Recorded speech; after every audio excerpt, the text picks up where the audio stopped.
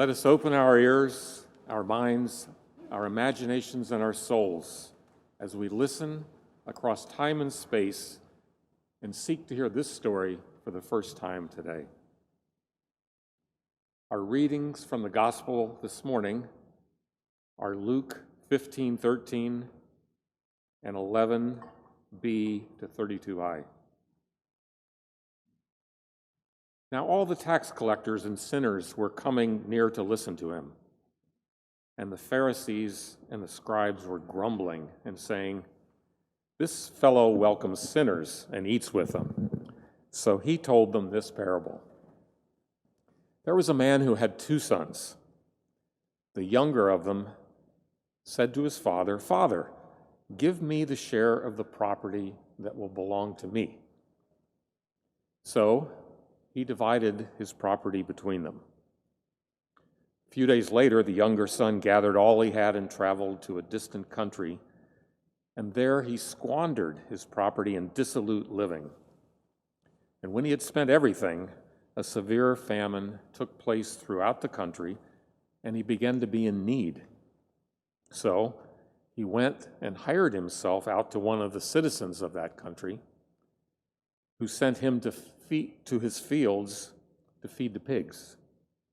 He would gladly have filled himself with the pods that the pigs were eating, but no one gave him anything.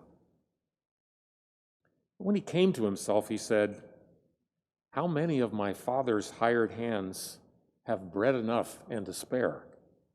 But here I am dying of hunger. I will get up and go to my father, and I will say to him, 'Father, I have sinned against heaven and against you. I am no longer worthy to be called your son. Treat me like one of your hired hands.' So he set off and he went to his father.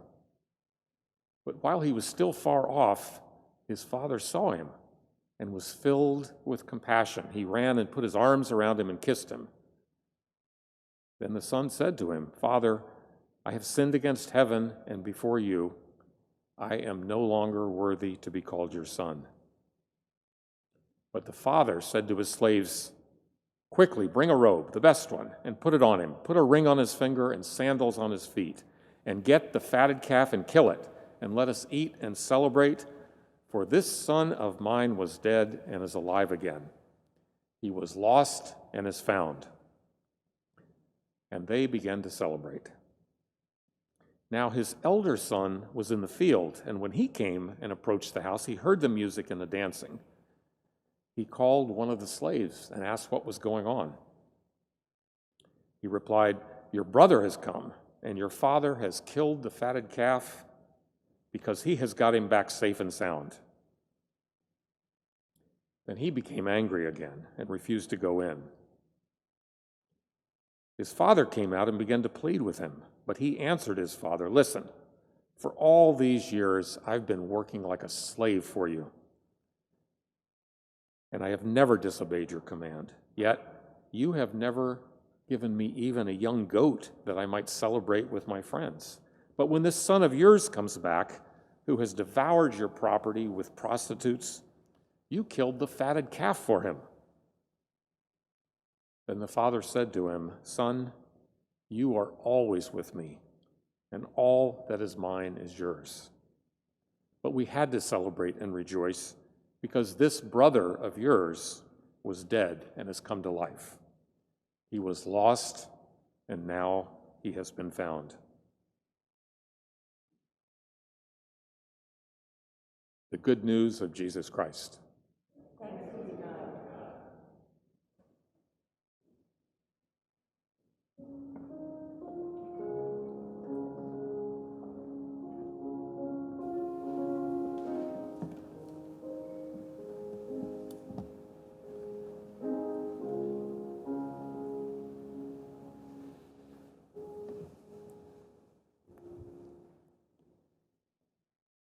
Maria was walking home from school. That morning, she had begged to wear her mom's favorite scarf. As she walked along, Maria swung the scarf back and forth, and first it swung across her arms, and then it swung across her legs. When she was pretending it was a lasso, it swung through a puddle. Maria swung the scarf more and more wildly until it got caught in a tree branch above her head. She yanked, and when she finally got it free, it was muddy and had a large tear in it. Maria quickly shoved the scarf in her backpack and walked straight home. When she got in the door, she hung up her backpack and went to her room, ignoring her grandma, who asked if she wanted a snack. She stayed in her room the rest of the afternoon. She was angry. Her mom shouldn't have let her borrow the scarf anyway. None of this would have happened if her grandma had picked her up from school. Finally, Maria began to cry. She knew she should have been more careful with her mother's favorite scarf. She heard the front door open. Her mom was home from work. Maria knew what she had to do. She walked down the stairs and opened her backpack. She pulled out the scarf and told her mom what had happened. Her mom gave her a big hug. She could tell that Maria was very sorry.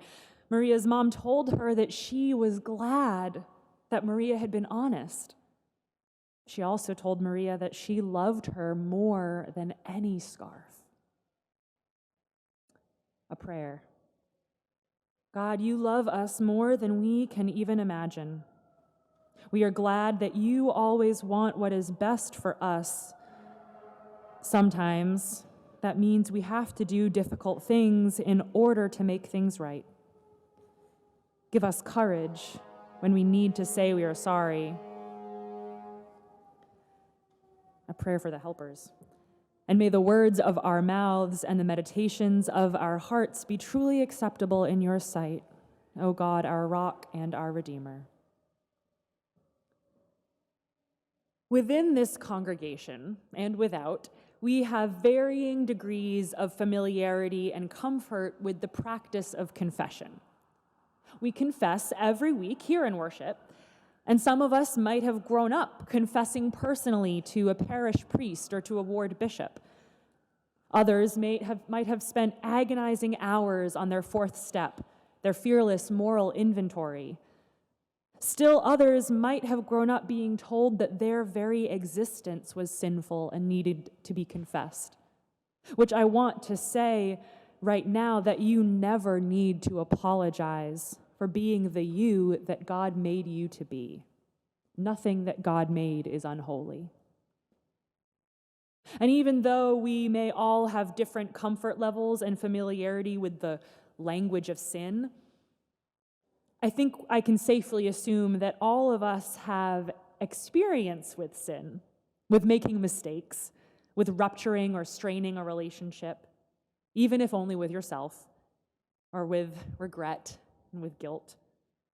I might be wrong, though, so just in case, raise your hand if you've never once in your life caused harm, or had a regret, or said something you wished you could take back, or fibbed, or done something self-destructive.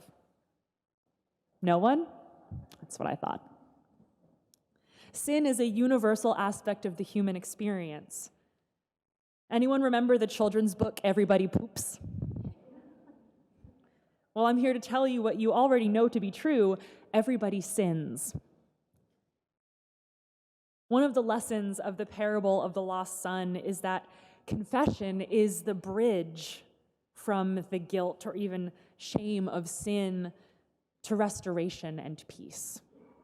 This is because confession requires authenticity and reflects commitment. Now think back to the story of Maria and her mother's scarf.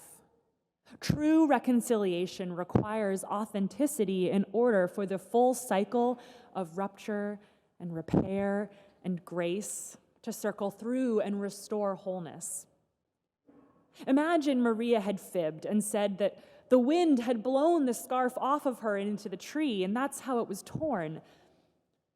Her mother's subsequent reassurances of, it's just a scarf, it's okay, it was an accident, might have felt a little hollow. And in insecure moments, Maria might have found herself thinking, My mom's only saying that because she thought it was an accident. If she knew I had been careless with the scarf, she'd be really mad and she might not love me anymore. And I know that that sounds like just the catastrophizing of a child's anxious mind, but I think deep down, many of us have in our adult lives felt similar fears. If my teacher, if my partner, if my sibling, if my pastor, if my child only knew the whole truth, if they only knew who I really was, they wouldn't love or accept me anymore. Relationships are crucial to our survival, and the fear of losing a relationship can truly feel like a matter of life and death, at least to our nervous systems. Think about that. Back to Maria. Compare the meager reassurance of acceptance in the face of an accident with the full, explosive grace of love and acceptance in the face of truth.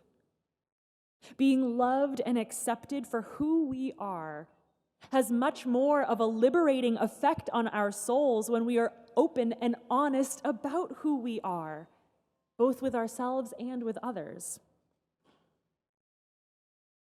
So why do we confess to God? I mean, is it even possible to be inauthentic with God when God knows intimately every corner of our soul? We were just talking about this in confirmation this morning. If God knows everything, why do you have to give the recap?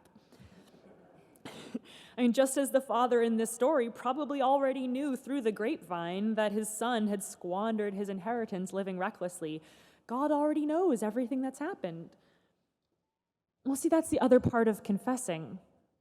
It shows a commitment to self-awareness, to restoration and reconciliation. It shows, I want this relationship to be whole, more than I want to avoid the fear and vulnerability that confessing brings up in me. Confessing is the first step back onto the path that leads us towards right relationship. And the act of confession itself communicates the desire for a relationship and wholeness. It is how we come home. One similarity that jumped out at me between Maria's story and the parable of the lost son was the gladness and even the joy that accompanied the grace that the parent offered their child. Maria's mother told her that she was glad that Maria had been honest, offering her a hug as a physical expression of her love and acceptance and forgiveness. The son's father ran out to greet him, delighting that his son had come home, that he wanted to reestablish their close relationship. The father's exuberant grace and joyful forgiveness and Maria's mother's tender, loving reassurance both speak to God's abundant and unconditional love.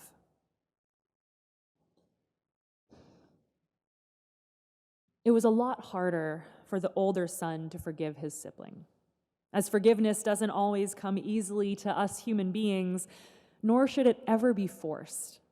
I imagine if there were another chapter to this story, the younger son might have need to acknowledge the ways that his departure might have hurt his brother in order for reconciliation to be possible there. Nevertheless, God is that parent wrapping their arms around a fearful, sheepish child. God is that parent shamelessly running with abandon down the road to kiss the cheek of their long-lost child. Our curriculum devotional that we've been working with in church school and worship reflects that whether the son's confession is heartfelt or an act of desperate manipulation cannot be known, but it is a turning point that leads him home. Confession, heartfelt or not, is an act of radical authenticity. It puts our worst bits front and center.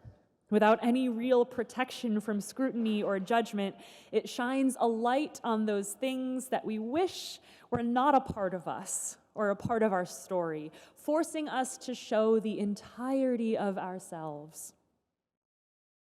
Confession gives God a chance to tell us who you are is not what you've done. The guilt we feel when we've betrayed our own values is a useful signpost for where we might need to recalibrate and make repairs.